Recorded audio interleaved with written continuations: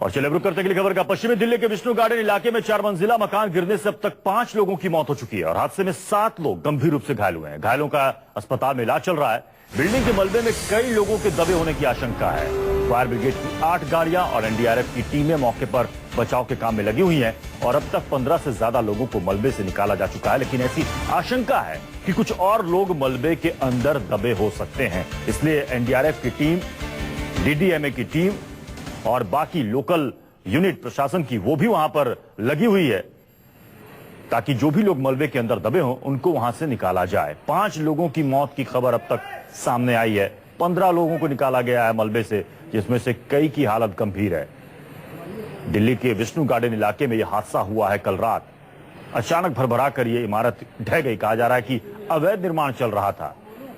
इमारत के ऊपरी फ्लोर पर काम चल रहा था जो कि अवैध था और जिस वक्त इमारत के बाकी के फ्लोर पर लोग सोने की तैयारी कर रहे थे उसी वक्त ये इमारत ताश के पत्ती की तरह भरभरा कर गिर गई। हालांकि तुरंत वहां पर प्रशासन की टीम पहुंची और राहत और बचाव का काम शुरू हुआ। तो विष्णु गार्डन में हुए हादसे का जायजा लेने केजरीवाल सरकार के मंत्री सत्येंद्र जैन मौके पर पहुंचे। सत्येंद्र जैन ने हादसे के लिए एमसीडी को जिम्मेदार ठहराया है। तो अब एक तरीके से अब इस पर सियासत भी शुरू हो चुकी है।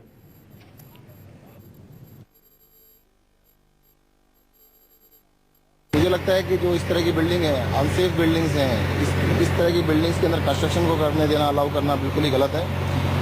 सरकार आदेश दे रही है कि जांच के, मजिस्ट्रेट जांच के आदेश दे रहे हैं, तो यहाँ के डीएम साहब इसकी जांच करेंगे और 7 दिन के अंदर जांच करके रिपोर्ट दी जाएगी और जिन लोगों की भी इसमें कल्पेबिलिटी पाई जाएगी उनके खिलाफ सख्त से सख्त एक्शन लिया जाएगा। अगर कोई भी कंस्ट्रक्शन हो रही थी तो एमसीडी की पूरी जिम्मेदारी बनती है उसको रोकने की और एमसीडी को रोकना चाहिए था। हमने जांच के आदेश दिए हैं, जांच में जो पता लगे जो भी इसमें कल्प्रेट होंगे उनके खिलाफ एक्शन लिया जाएगा। वो आपसे सरकार सर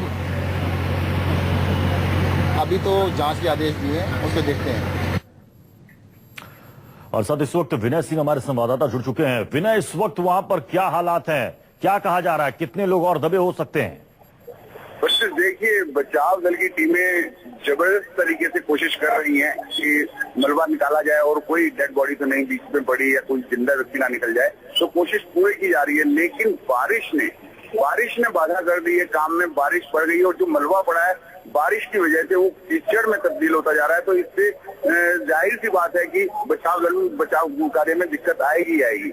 बाकी जो ये बिल्डिंग थी, बिल्डिंग की अगर हम बात करें तो बिल्डिंग इस इलाके में विष्णु गार्डन में इस तरीके की कई बिल्डिंगें बनी हुई हैं जो कि ले देकर, जो एक आम आदमी की भाषा में कहे तो ले देकर वो लोग बना लेते हैं, बगैर नक्शा पास किए बना लेते हैं। और बाद में पहले भी ललिता पार्क में भी इस तरह की दिक्कत आई थी और अब यहाँ विष्णु गार्डन में इस तरह की दिक्कत आई है। दिल्ली में कई बार इस तरह की हादसे हुए हैं। प्रत्युष जी, और जो 15 लोगों को निकाला गया है मलबे के अंदर से, कहा जा रहा है कि उनमें से कई की हालत गंभीर है। क्या कह रहे हैं डॉक्टर्स?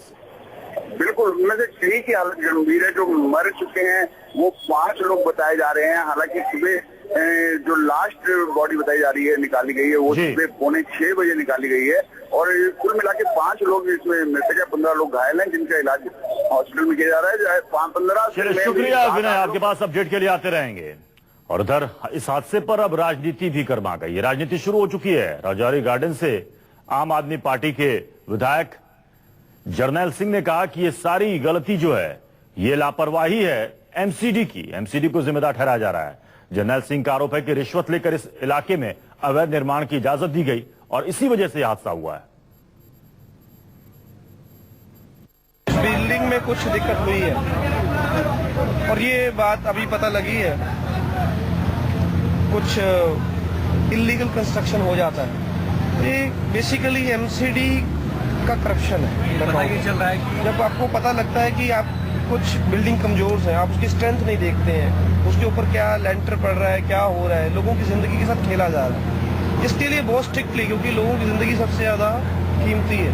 और यहाँ भी एक नॉर्म्स को फिर बार बार आप देखो, चाहे वो यमुना पार्क में हुआ था, चाहे अब यहाँ पर हुआ है, ऊपर से बारिश भी हो रही है, तो उसकी वजह से कहीं ना कहीं जो उसकी बेस नींव है वो हिल गई। और बड़े दुख की बात है कि उसमें काफी लोग अभी निकालने की कोशिश हो रही है। हम लोगों ने तुरंत यहाँ पर आके हमारे वॉलंटियर पहुंच गए थे उसी समय। उसके बाद जेसीबी बुलाई, उसको खाली कराया, लेंटर को निकलवाया। कुछ लोगों को जिंदा निकाल लिया गया है, जिसमें शायद मेरे ख्याल से मकान का मालिक भी है। और इस वक्त हमारे साथ मेयर सुभाष आर्या जी इस वक्त जुड़ चुके हैं। सुभाष आर्या जी, कहा जा रहा है कि ये सब कुछ एमसीडी की लापरवाही की वजह से हुआ है। अपना बोझ किसी और पर डालना, अपनी जिम्मेदारी को दूसरी तरफ शिफ्ट करना, ये कोई इस पार्टी के लोगों से पूछे, इसके अंदर भी पॉलिटिक्स कहाँ से आ जाती है? जब स्पष्ट सबको पता है, खुद भी मानते हैं कि नींव कमजोर होने से हुई, तो नींव के कमजोर होने में 5 महीने पहले दिल्ली जल बोर्ड की जेसीबी द्वारा इस मकान के सामने जो 9 फुट की गली है उसमें डिगिंग की गई। 10 फुट के गड्ढे में पानी भर गया और पानी भरा वक्त 2-3 दिन रुका रहा और जिसको लोगों ने अड़कर उसकी मिट्टी भरवाई गई, वो अभी तक सड़क दोबारा दिल्ली जल बोर्ड द्वारा बनी नहीं है और वह मैनुअल काम करने से, नाला ना खुदने से ये बिल्डिंग कोलैप्स हुई है। लेकिन सुभाष जी, आप कह रहे हैं कि इस मकान की नींव कमजोर थी, विजिट किया गया था, लोगों को आगाह किया गया था। मैं ये कह रहा हूँ कि जब दिल्ली जल बोर्ड ने इनकी 9 फुट की गली के अंदर डिगिंग की, तब जांच लेना चाहिए था कि डिगिंग इतनी गहरी नहीं कर सकते कि साथ वाली बिल्डिंग जिसकी नींव नहीं हो वो कोलैप्स कर सकती है। लोगों ने हल्ला मचाया तो वहां पर मिट्टी भर दी गई, तो 10 फुट पानी भरा था।